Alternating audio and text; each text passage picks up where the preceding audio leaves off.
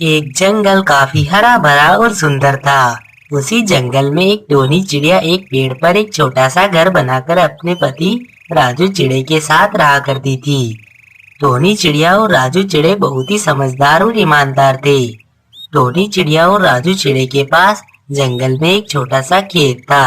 राजू चिड़ा उस खेत में सब्जी उगाता था और टोनी चिड़िया जंगल में एक छोटा सा ठेला लगाकर उन सब्जियों को बेचा करती थी। टोनी चिड़िया की सब्जियां जंगल के बाकी सभी पक्षियों को बहुत ही अच्छी लगती थी। अरे टूनी बहन, तो मुझे 2 किलो टमाटर दे दो। माफ करना बुलबुल बहन, टमाटर तो खत्म हो गए हैं। मेरे पास तो केवल आधा किलो टमाटर ही पड़े हुए हैं।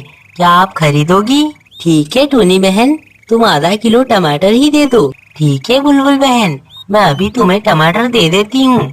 फिर टोनी चिड़िया बुलबुल को आधा किलो टमाटर दे देती है। इसी तरह टोनी चिड़िया और राजू चिड़ा खुशी खुशी अपना जीवन जी रहे थे। फिर एक दिन टोनी चिड़िया की दोस्त सोनी कौवी अपने पति कालू कौवे के साथ टोनी चिड़िया के घर पर आती है। अरे सोनी बहन, तुम यहाँ कैसे आना हुआ?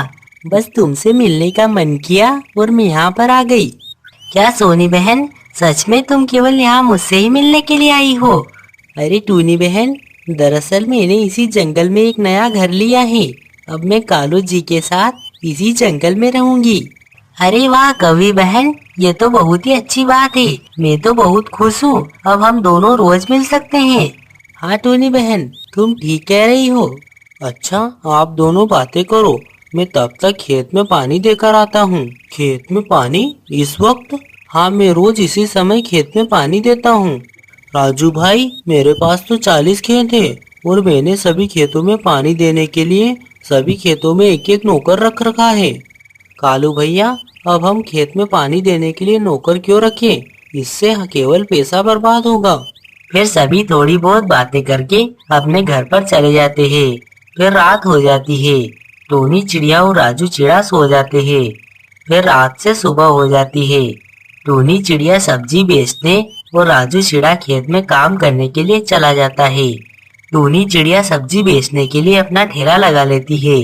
टोनी की सब्जियां सभी को इतनी पसंद थी कि सारी सब्जियां थोड़ी ही देर में बिक जाती है। तभी कबूतर टोनी से कहता है, टोनी, मुझे ताजे टमाटर दे दो। अरे कबूतर भैया, मेरे पास तो सारे टमाटर बिक गए हैं। टोनी बहन, तुम ज्यादा सब्जी उगाया करो। तुम्हारी सब्जी जंगल के सभी पक्षियों को बहुत ही पसंद है। हाँ कबूतर भैया, अब मैं कल से थोड़ी ज्यादा सब्जियां उगाया करूंगी। फिर टोनी ठेला बंद करके अपने खेत की ओर चली जाती है। टोनी अपने खेत पर आ जाती है। अरे टोनी, क्या हुआ? तुम आज इतनी जल्दी आ गई? हाँ चिड़े जी, आज हमारी सब्जी बहुत ही जल्दी बिक गई है। चिड़े जी, मैं क्या कहती हूँ, हमें ज्यादा सब्जी उगाना चाहिए। हमारी सब्जियाँ जंगल के सभी पक्षियों को बहुत ही पसंद है।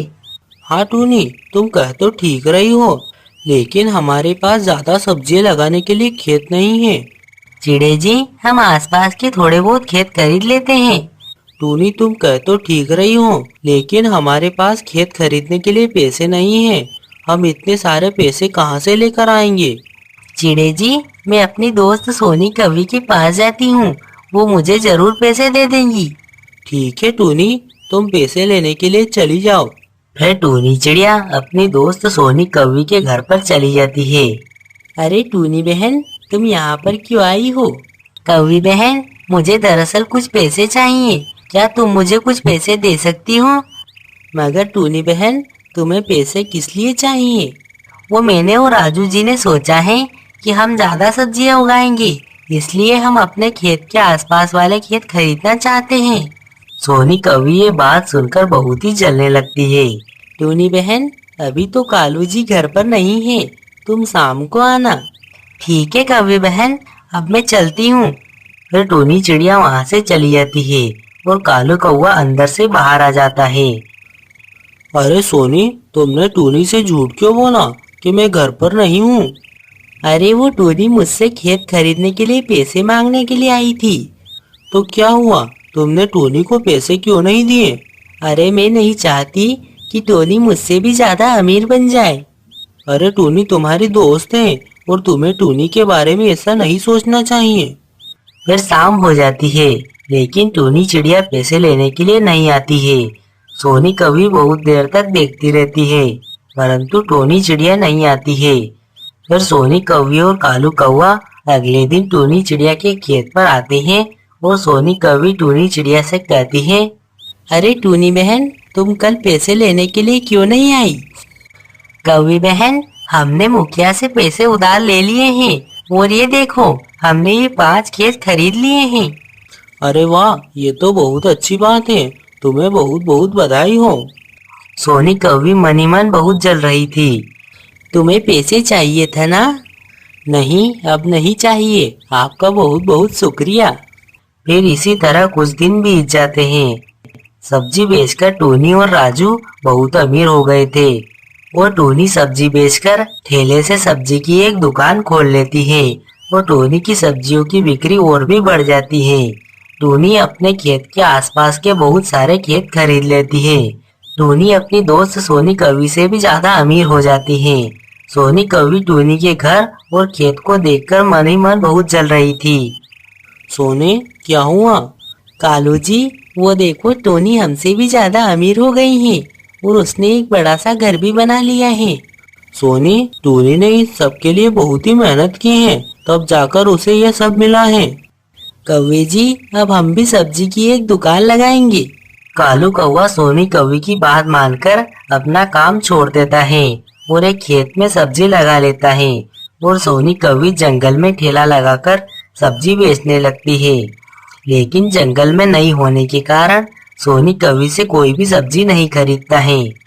अरे कालू जी, हमारी सब्जी कोई खरीद क्यों नहीं रहा है? इसी तरह कई दिन बीत जाते हैं, परंतु सोनी की सब्जी कोई भी नहीं खरीदता है। तुम्हारे कहने पर मैंने लालच में आकर अपना काम छोड़ दिया है। अब मेरे सारे खेत बिक गए हैं। सोनी कौवी को अपनी गलती का एहसास हो गया था, लेकिन तब तक बहुत देर हो गई थी। अब अपने लालच के कारण सोनी कौवी और कालू कौवा गरीबी में किसी तरह अपना जीवन जी रहे थे। इस कहानी से हमें यह सीख मिलती है कि हमें लालच नहीं करना चाहिए।